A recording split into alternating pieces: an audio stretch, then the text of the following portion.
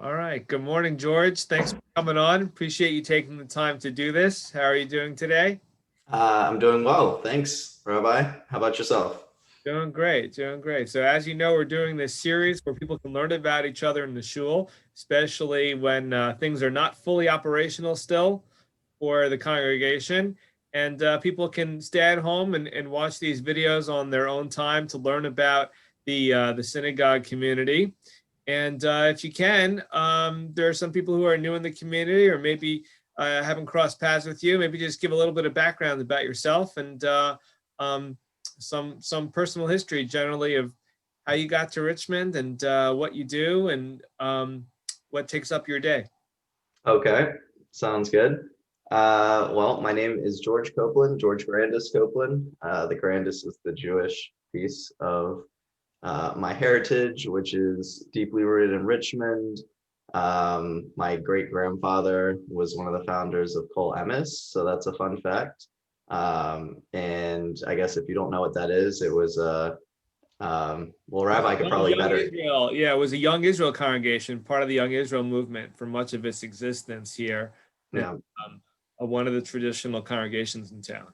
hmm So that's cool, and that's definitely something I get to look back on and learn about through random people. But anyways, um, what else? I started actually at Beth Ahava and went to Sunday school there, and I ended up moving to Israel for a year. And while I was there, I met a wonderful guy named Ben Packer. And when I came back to Richmond, I was, I think, called by you directly saying a guy named Ben Packer, or a friend, he's a friend of yours, said that we Yeah. should meet. So So you we have ended this up, amazing kind of, I guess, unusual kind of matchmaker, so to speak. And maybe some people don't know Ben Packer. And I think it's neat and fascinating to learn about, well, how you all became connected in terms of the organization, in terms of what happened all the way over there in Israel. yeah, it's an interesting story because honestly, it's not just him I owe thanks to for all this. There was a Madrachim, right, on this program. So Madrich, who I was very close with, probably the only one I really appreciated in this group, decided out of nowhere to come up to my room because, like this interview, I overslept, and and he came up and said, "You need to come down and meet this guy who's speaking right now, or at least come to the speech. Maybe not even meet him, And, but." and just the translation for people who don't know Hebrew, madrich is a counselor. So it's like a dorm counselor or something like that. Yeah, He came to you and said, "Hey, you got to meet my friend Ben Packer," or something along it those. was the weirdest thing. He literally came, sat on my bed, woke me up, and said, "Hey, man, you got to come down for this event." And that's not a normal thing for a madrich to do. Like, Yeah. if you don't show up, whatever. Yeah. What program was that? It was Young Judea's year course. Okay. Very cool. Yep. And so at the time, I was in Jerusalem in like one of their, it's actually their main area. They have three different ones. So Jerusalem, the Negev, which is the desert in the middle of nowhere, just in a town. It's the craziest thing. Um, So you met Ben Packer, a rabbi visiting your campus. Yeah, and so I met Ben, and then he had me over for a Shabbat dinner. He lives in the Old City, which is really cool, and he is the director of Heritage House, which is a really cool place you can go and stay. Yeah, it's a neat organization. And you stayed there for a little bit?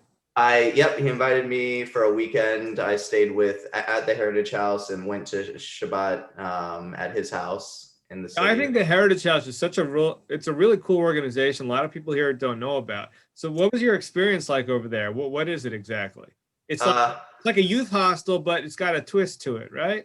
yeah, so the twist is you can stay, I believe, as long as you'd like, as long as you give back, or you can prove that. So like if you're making aliyah and you want to and you're joining the military, you can stay with him leading up to that, experience.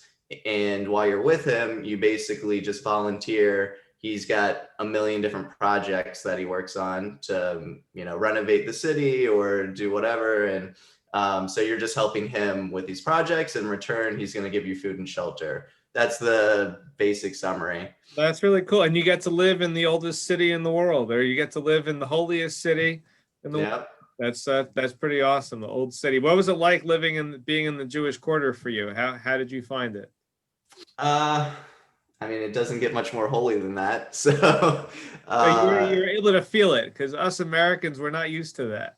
yeah, I mean, that I'd say that goes for the whole Israel experience. When Yeah. you touch down, it's a different energy, but truly once you enter the old city, it's inside. You can't really explain it. You have to visit. So You had this friendship with him, and then when you came back to America, he put us in touch, and then kind of you started coming to Beth Israel.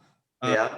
How did you hold on to your Israel feelings? I know you feel very strongly about the country. I know you have some family there. Mm-hmm. Has Israel played a role? Why are you so passionate about it? That's my grandfather took me there when I was really young. He took the whole family for I had cousins living there at the time, and so I was probably 10, and we all flew over and did like a 2-week tour of the country and celebrated bar and bat mitzvahs of my cousins, and that really was a meaningful experience. I really look up to my grandfather, and I think just that in combination with that experience, which again you can't put into words until you actually visit, really hit me. And then I went back for it was a partnership program called P2K that was through the JCC, and there was like a partnership community. I want to say it was Emic Heifer, if I can remember properly, and so we. Right. Yeah, and so we switched. We stayed with a family for I want to say 2 weeks, and then they came and stayed with us the year after, and that was a really meaningful experience.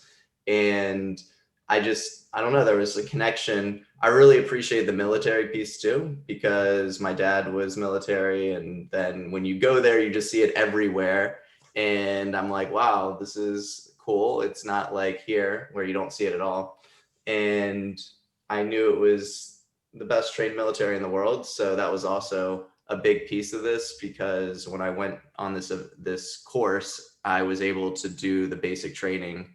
They're the only country in the world that allows non-citizens to join and do the actual experience, but not actually commit to the full military experience. So I got the training, but I didn't have to commit to the time.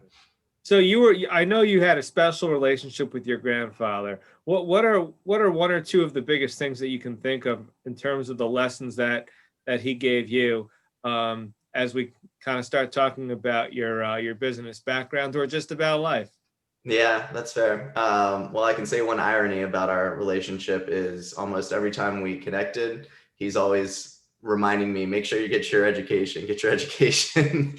And I'm like, okay, Grandpa, thank you. And so the irony is I never completed college, but I did start a company 7 years ago. This is technically my second startup. Started one when I was younger, which led to a corporate job, which then brought me back into entrepreneurship. Yeah. And so that's one thing for sure. The other thing is building. Like I thought I was going to be a builder coming out of college or out of high school.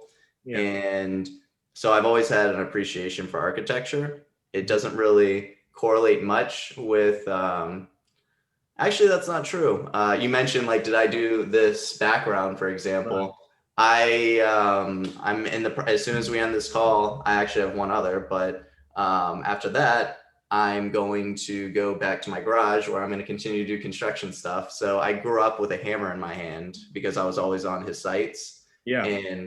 And that's something I appreciate. So tell us a little bit about your startup background, the mentality in terms of how you've developed as an entrepreneur and where you get this entrepreneurial spirit and this confidence in yourself to build something from the ground up. Tell us a little bit about what you do. Thank you. Yeah, confidence. That's an interesting. I guess I do have a lot of confidence in myself. It's just me. I think that entrepreneurs they have to have a certain amount of confidence in order to kind of go out on their own without any safety net underneath them. Right. Yeah. It's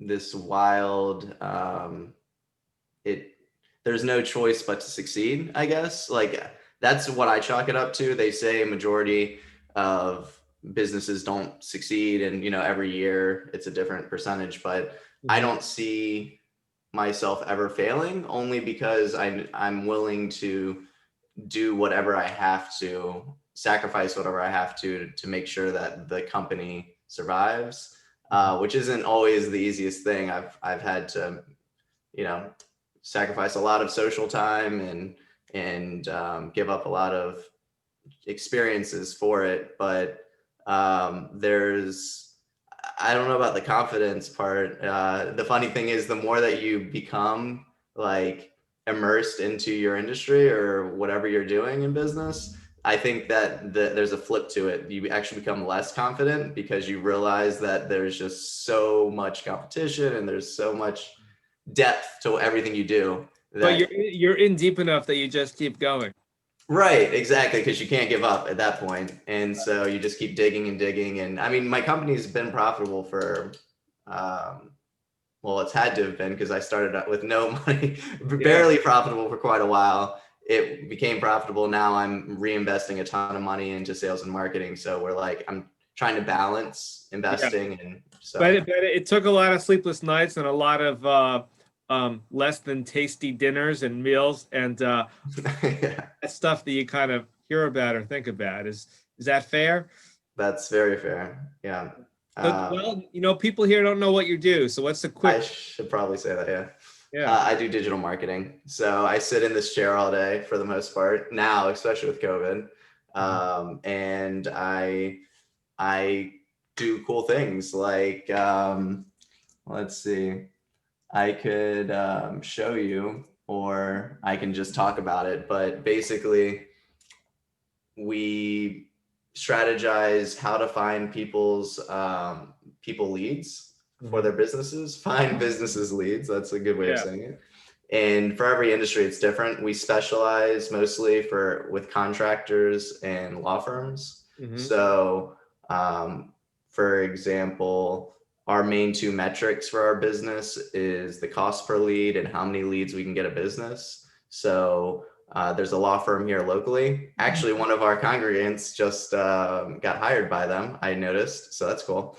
But Cool. this law firm, we're generating over 100 qualified leads a month for them at less than $40 a lead, which is really nice when it's a law firm where they can be making a lot of money, a lot more than $40. Well, what's the proudest moment you can think of based on your business so far? Is there a client experience that you've had that you can that you can look at and say, "Hey, this comes to mind as one of my favorite moments or proudest moments since I started the company"?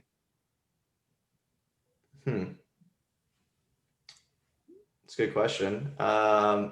Keeping clients is always a very proud thing. Like the moment that I mean, I got a text from a guy like a month ago, 2 months ago. He didn't really have much money starting out, so we worked out a deal where it was like a ramp up.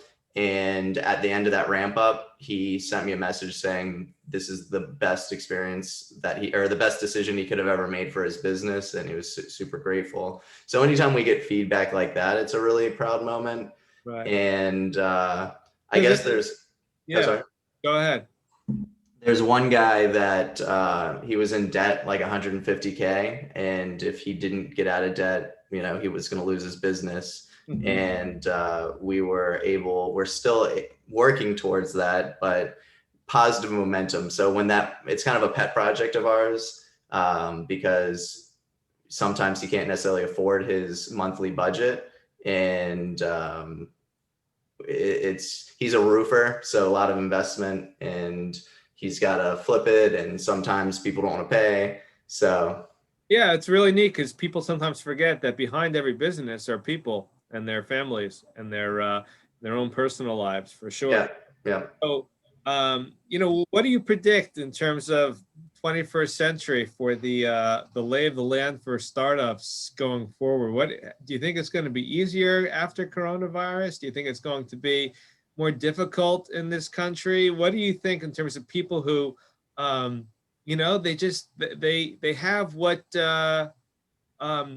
they have that spirit that you seem to have in terms of wanting to build things from the ground up, from business Yeah. perspective. How do you think the landscape is going to look for them as they try to navigate, all these challenges? Mhm. Yeah, I think that the actual action of becoming an entrepreneur is much more intimidating than the actual day to day.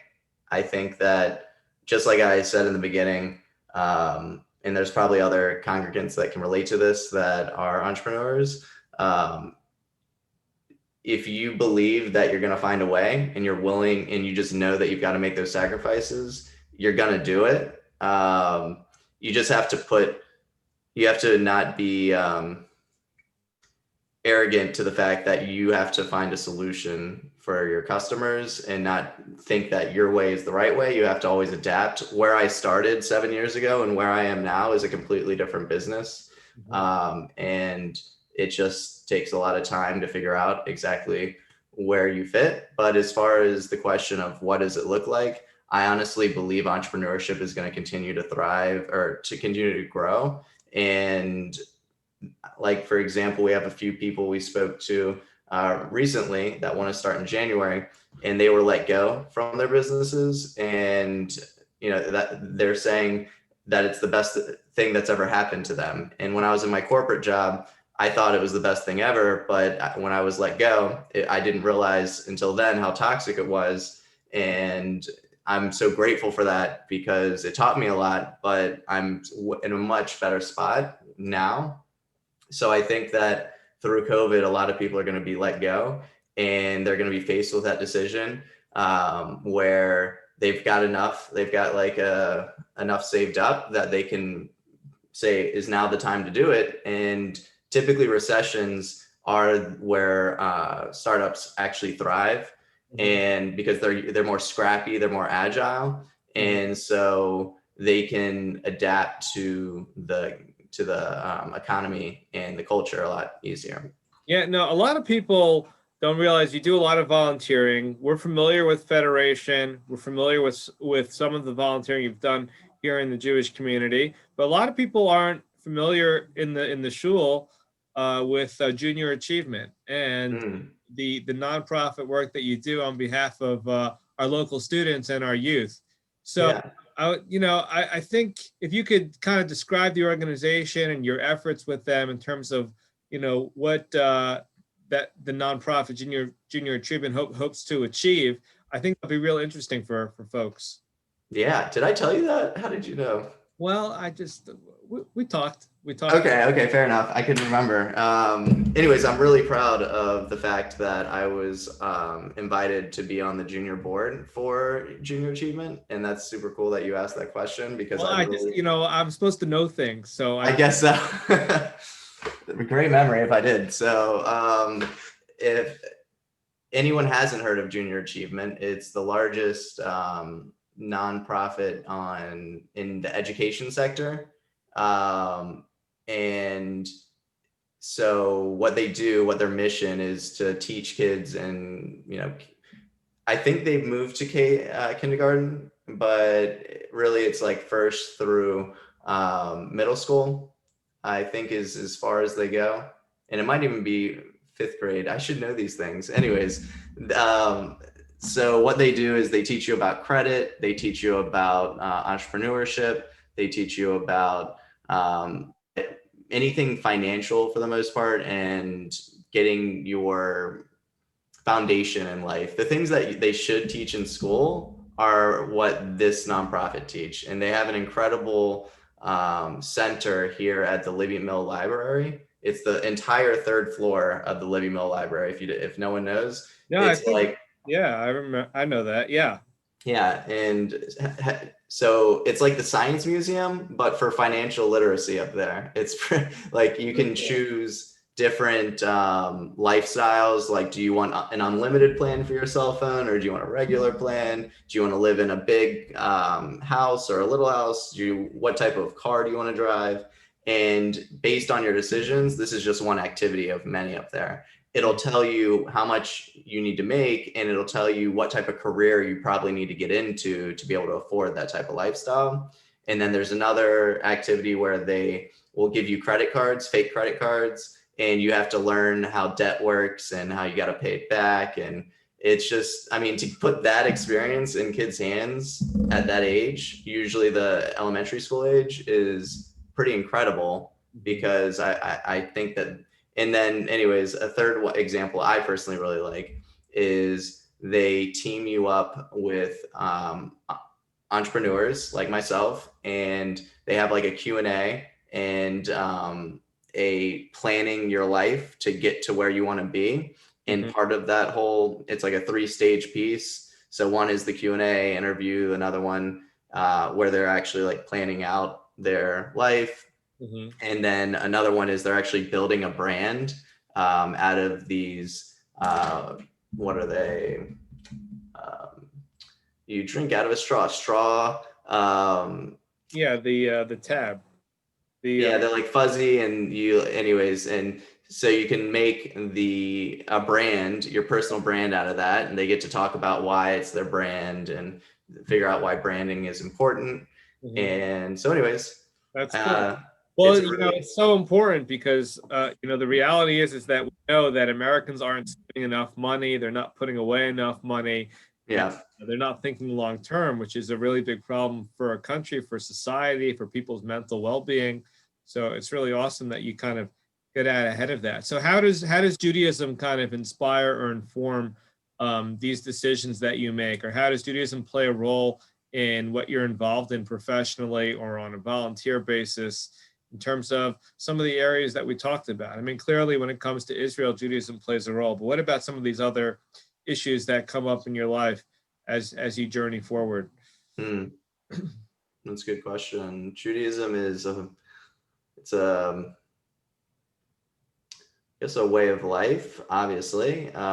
It's something ingrained in you that I'm finding it difficult to give you a true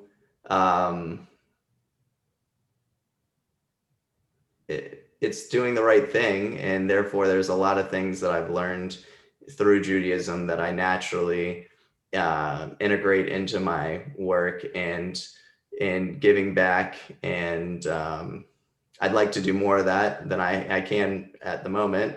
But in general, Judaism it's a nice community that I can relate to and feel like entrepreneurship. I'm sure I can tie it in better than I am currently, but my grandfather was an entrepreneur, and obviously his great grandfather was, and I feel like in a sense it's kind of my duty to do that through them, and all of my aunts and uncles in a way are just because of their careers.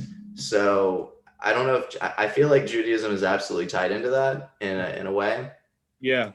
I know for a number of years you were part of our Beit CC program downstairs with Jason Kaplan, and we had a nice group down there that would kind of explore the weekly Torah portion and some of the prayers and liturgy. And that was just one of several different examples in terms of being involved with the synagogue or in the shul. What are your thoughts about all the different times that you've come to Beth Israel, and what has been your experience? What do you like about it, and how has it kind of helped you or made an impression on you? Going back now about 7 or 8 years, I think. Right. Yeah. Right around when I started the business at the same time. Yeah. Yeah. So thank you so much for bringing that up, because I get to talk about Jason Kaplan, who has also had a great impact on my life. And when you mentioned correlation with Judaism and business, right. He was a Jason. great community leader for us, and of course, a lot of us are still in touch with him. But yeah, he started this program, and it's still going. It's hard during coronavirus, but that's just Mhm. one, I would say, connection point. There have been, a bunch. So yeah, if you can speak to those. Yeah, yeah, absolutely. There have been many. But Jason, not only in Judaism was a great foundation, like yourself, by the way, you definitely are magnetizing towards, I can speak to myself, I'm sure many others will agree. And so, but you introduced me to Jason. Jason was founded the Spade CC program, which I would love to be more involved in.